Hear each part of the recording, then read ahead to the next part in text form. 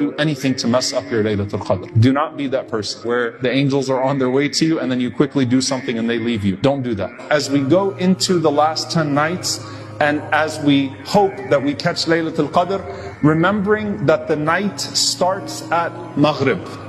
Remembering that the night does not start at Isha, but the night starts at Maghrib. This is such an important point for us as we go into these precious nights, because how many people at the time of their breaking of the fast will lose out their Laylatul Qadr before they pray a single rak'ah of Taraweeh, before they even make it to Salat al-Isha. Why? Because over iftar, you might backbite, you might gossip, you might say something you should not be saying, you might do something that is not pleasing to Allah subhanahu wa ta'ala. So remember to include everything from the adhan of Maghrib all the way to the adhan of Fajr as part of your Laylatul Qadr.